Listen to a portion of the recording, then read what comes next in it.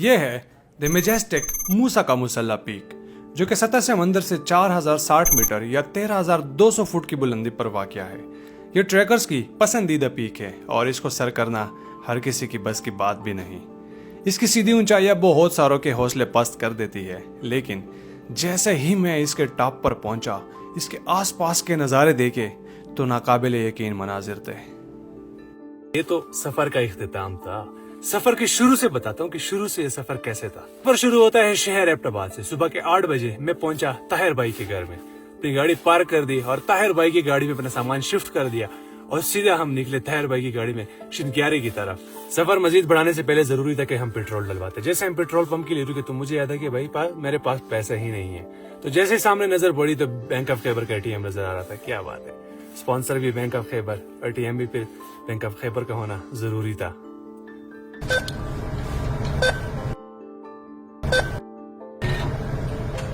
भाई ने गाड़ी मोटरवे पे जल्दी से खींची और हमें पहुंचाया शिनक्यारी बाजार में। और शिनक्यारी बाजार में यहाँ पे सीरन वैली के लेजेंडरी ट्रैकर नैयर शहजाद भाई हमारा इंतजार में कर रहे थे। नैयर भाई ने हमारे ट्रैक का जरूरत का सारा सामान रेडी किया हुआ था, वो उठाया, हमने गाड़ी में डाला और फिर ताहिर भाई ने दोबारा गाड़ी खींची और सीधा की सीधा हमें पहुंचाया मंडा कुचा बाजार में। हाँ, एक बेहतरीन होटल है। यहाँ पे सबसे पहले मैं चाय नोश फरमाई और फिर यहाँ पे हमारे पोर्टर बनारस भाई ने कैरी का बंदोबस्त किया हुआ था। अपनी गाड़ी पार्क कर दी, सामान कैरी में डाला और अब मजीद 3 किलोमीटर का सफर कैरी में ही करना था। हाँ जी, पैदल सफर शुरू हो गया है। ये है जच्चा, यहाँ तक गाड़ी लेके आ जाती है आपको, कैरी डब्बा या कुछ भी। अपनी गाड़ी तो हमने ऊपर पार्क कर दी। अब यहाँ पे इससे आगे जो है ना सारा पैदल रास्ता है, 4x4 यहाँ तक आ सकती है। जिस तरह से सामने एक जीप खड़ी है और इस जगह का जो व्यू है ना गर्मियों में बहुत प्यारा होता है, बहुत ही खूबसूरत होता है। ये सारी घास जो है ना अभी जो खुश्क है, ये ग्रीन होती है और बहुत ही आला व्यू होता है। अब यहाँ से हमने पहुँचना है खोड़ी तक, जो कि हमारा बेस कैंप है। आज की रात हमारी जहाँ पे आनी है 4 से 5 घंटों का ट्रैक है, लेकिन हमारा टाइम थोड़ा सा ज़्यादा लगेगा। आधा घंटा ड्रोन उड़ाने में, वीडियोस बनाने में इस पर लग जाता है। कोशिश ये रहेगी कि हम मगरिब होने से पहले, अंधेरा छाने से पहले किसी सेफ प्लेस पे पहुंच जाएं, कैंप वगैरह सेट कर लें, या फिर अगर कोई घर मिलता है, वांडा मिलता है, उसमें अपनी सेटिंग बराबर कर लें। अब पैदल रास्ता शुरू हो गया था। ताज़ा ताज़ा जज्बा था, रास्ता भी आसान था, शुरू का टाइम भी था और डोर मेडो इतना दूर भी नहीं था कि हम 1 घंटे में डोर मेडोज पे पहुंच गए। डोर मेडोज गर्मियों का एक क्लिप की आपने यहाँ पे देखा होगा अगर आप पुराने व्यूवर्स में से हैं। ये एक बड़ा खूबसूरत एक लश ग्रीन मेडो होता है, जो कि यहाँ पे नीचे होटल्स जो होते हैं, ढाबे जो होते हैं, वो भी फंक्शनल होते हैं। यहाँ पे जो ज़्यादा ट्रैकिंग नहीं कर सकते वो हजरात यहाँ पे आते हैं, रात भी गुजारते हैं, कैंपिंग भी करते हैं और पूरा दिन यहाँ पे गुजारते हैं, क्योंकि बहुत ही खूबसूरत और पुरसकून जगह है। और यहाँ से 2 रास्ते स्प्लिट होते हैं। ये जो रास्ता आपको नज़र आता है, इस रास्ते पे हम पिछली बार गए थे। हम किधर गए थे? चुरको की तरफ, कंडा गली की तरफ। और ये जो सामने अभी हम जा रहे हैं, जहाँ से ये बर्फ़ भी स्टार्ट हो गई, अब ये हमें लीड कर रहा है ये वाला रास्ता MKM की तरफ। और इस तरह यहाँ पे पहुँचे हैं। धूप भी कम हुई है, ठंड भी ज़्यादा हो गई है, हवा भी तेज़ हो गई है और टाइम भी कम है। 3 बज गए हैं। 6 बजे अंधेरा हो जाता है, तो 6 बजे से पहले हमने ऊपर इंशाल्लाह कैंप पे पहुंचना है। भाई साहब, अब खानदानी चढ़ाइयाँ शुरू हो गई हैं और हमारी स्पीड भी स्लो कम होती जा रही थी। और यहाँ पे हमारे ताहिर भाई ने बेवफाई करना शुरू कर दी, पीछे रह गए थे। और यहाँ पे अचानक बनारस भाई ने इमरजेंसी लंच निकाला, 1-2 रोटी, उसके अंदर कबाब। जल्दी से हमने इमरजेंसी लंच किया, एनर्जी आ गई और दोबारा आगे की तरफ बढ़ने लगे। स्टॉप हुआ था, हमने कहा चाय बना लेंगे। बनारस भाई पानी भी ले आए थे, लेकिन 4 बजने वाले हैं और रास्ता रहता है तकरीबन 3 घंटों का। तो अगर हम चाय बनाते तो 25 से 30 मिनट उस पर ज़ाया होते। तो मैंने कहा चाय शाम को ही पी लेंगे, चाय को इनकार कर देते हैं। पहली दफ़ा मैं चाय को इनकार कर रहा हूँ टाइम की कमी की वजह से। थोड़े से खजूर, थोड़े से बिस्किट्स, ये थोड़े से चने, ये खा के एनर्जी हमारी बहाल हो जाएगी और ट्रैक शुरू कर देंगे, ताकि अंधेरा होने से पहले हम किसी शेल्टर पे पहुंच जाएं जहां पे हमारी रात आनी है। फिर उसके बाद सुकून से खाना पीना हम कर सकते हैं, चाय भी बना सकते हैं। लेकिन फ़िलहाल ये रास्ता कवर करना रोशनी में ये बहुत ज़रूरी है, क्योंकि स्टीप है, तो स्टीप अंधेरे में फिर और मुश्किल हो जाती है। तो देखें, बनारस भाई पैक कर रहे हैं, फिर इंशाल्लाह यहाँ से सीधा निकलते हैं। टाइम की खातिर मैंने चाय की कुर्बानी दे दी और दोबारा से इस खानदानी चढ़ाई पर अटैक कर लिया। लेकिन हमारा एक सिपाही बार बार पीछे जा रहा था और इस लड़ाई पे हमारे सिपाही का फ्रंट पे होना बहुत जरूरी था। अब सिपाही फ्रंट पे हो गया था। अब मैं और बनारस उसके पीछे पीछे जाते रहे थे। मगरिब होने लगी, आसमान पे खूबसूरत रंग आ गए थे और हम मुख्तलिफ बांडों में से आ गए, जिसमें से मुख्तलिफ लोग जगह जगह बैठे हुए थे। उनको पास करते हुए आखिरकार हमने भी एक बांडे में अपना पड़ाव डाल दिया।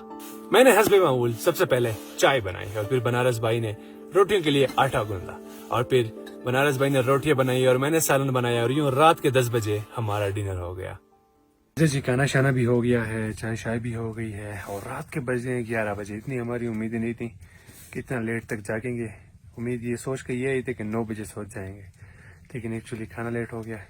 खाने के बाद अब फ़ौरन सो भी नहीं सकते, थोड़ी देर अब बैठे हैं, आग सेक रहे हैं जी। ये दोनों हजरात बैठे हैं, आग के मज़े ले रहे हैं। तो इंशाल्लाह 5-10-15 मिनट के बाद जो है ना सोते हैं।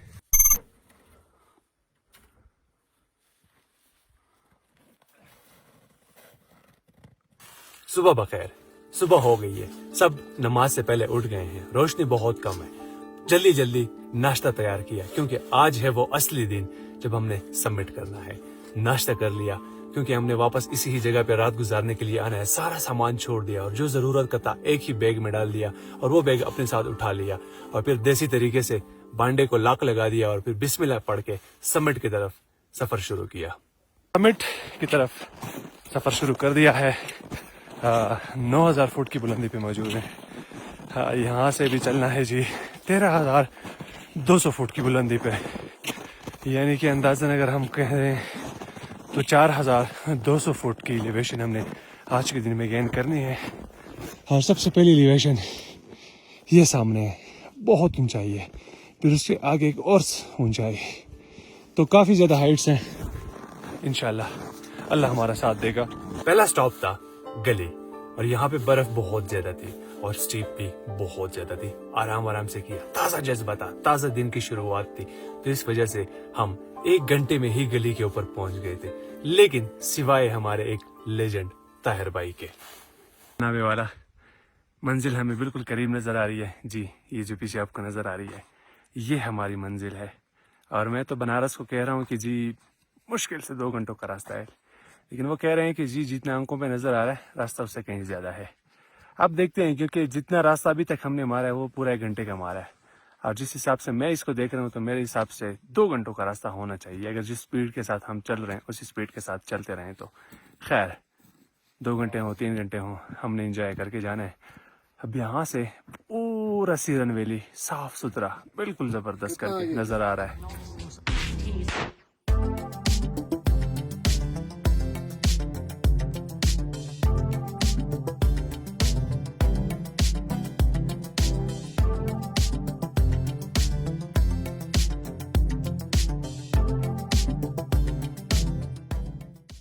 मैंने 2 घंटों की बात कर ली थी तो उसे पूरा करना भी जरूरी था, इसलिए मैं आगे आगे बहुत तेज तरीके से जाने लगा और बनारस भाई को पीछे छोड़ दिया। उसको बोला कि ताहिर के साथ साथ आते जाओ और मैंने समिट बिल्कुल जल्दी करना था।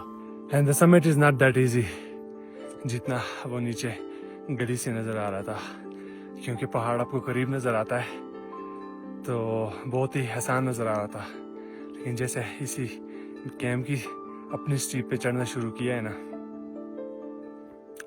मुश्किल है, सख्त भी है, लेकिन नामुमकिन नहीं है। और जो टाइम मैंने बताया था गली से टॉप तक 2 घंटे, इंशाल्लाह 2 घंटों में करके दिखाऊंगा, क्योंकि मेरे दोस्त गायब हैं, बिल्कुल नज़र नहीं आ रहे।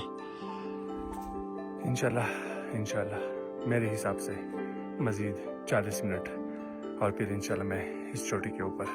ना भाई ना, 40 मिनट शायद मेरे मुंह से गलती से निकल गया था, क्योंकि अब रास्ता सख्त से सख्त तरीन होता जा रहा था और यहाँ पे मुझे प्यास भी बहुत लग रही थी और हर 20 मिनट के बाद मैं बैठ जाता था, कहीं ना कहीं पे बर्फ खा लेता था, लेकिन कुछ नहीं होता था उससे। फिर मुझे एक बोतल मिल गई थी, लेकिन उसके अंदर जो पानी था वो भी टोटली फ्रीज था। उस बोतल को उठा के मैंने स्वेट शर्ट के अंदर कर लिया कि कहीं बॉडी की हीट से शायद वो पिघल जाए और मैं पी लूं, लेकिन किसी भी तरीके से वो पानी मुझे ना मिल सका। अभी पानी की किल्लत ही थी कि इतनी शदीद किस्म की ठंडी हवा चलने लगी कि जिस तरह से कांटे चुभ रहे हो बॉडी में वो चुभने लगे। हवा की वजह से भी मुझे नामुमकिन सा फील होने लगा, एक मायूसी सी आने लगी और फिर मैं इंतजार करता रहा कि कहीं पे बनारस लोग मुझे नजर आए कि उनके बैग के अंदर मेरी जैकेट्स हैं, उसके पास पानी भी है, वो उठा लें, फिर मैं आगे समिट की तरफ निकल जाऊं। तो वो कहीं पे भी मुझे नजर नहीं आ रहे थे। अंदर ही अंदर से एक मायूसी की आवाज आने लगी कि भाई वापस चले जाओ, अभी भी टाइम है।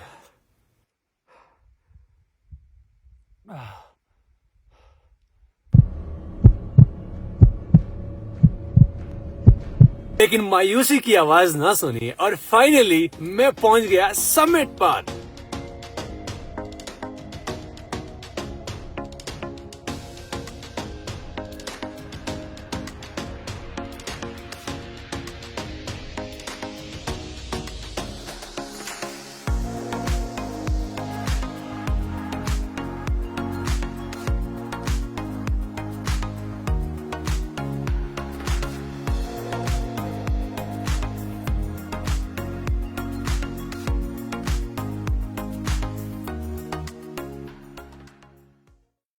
समिट पर यहाँ पर मैंने पूरा 1 घंटा गुजार लिया था, लेकिन मेरे दोस्तों की कोई उम्मीद नजर नहीं आ रही थी। मैंने ऊपर से आवाजें लगाई, उनका कोई जवाब नहीं आ रहा था।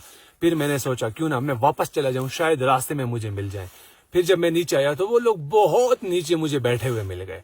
फिर उन्होंने मुझे पानी पिलाया, कॉफी पी, खाना पीना किया। अब मैं बिल्कुल जिंदा हो गया था।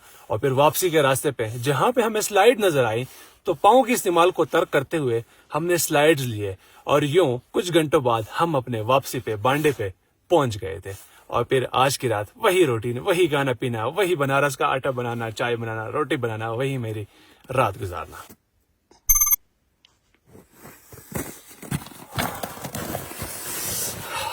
Good morning. आज है तीसरी सुबह। इंशाल्लाह आज यहाँ से वापसी का रास्ता करेंगे। मैं आपको वीडियो बना रहा हूँ। पहले इंशाल्लाह अंदर सारे लोग सामान पैक करें, मेरा भी सामान पैक करेंगे जैसे पैक होता है। फिर यहाँ से हम निकलेंगे और नीचे जाएं। ओ बनारस भाई, मेरा सामान तो पैक करते जाओ। नहीं, आपकी वीडियो नहीं खत्म हो रही, मैं जा रहा हूँ। मैं आ रहा हूँ। ओ भाई कहानी खत्म है, टाटा गुड बाय। बनारस खफा हो रहा है।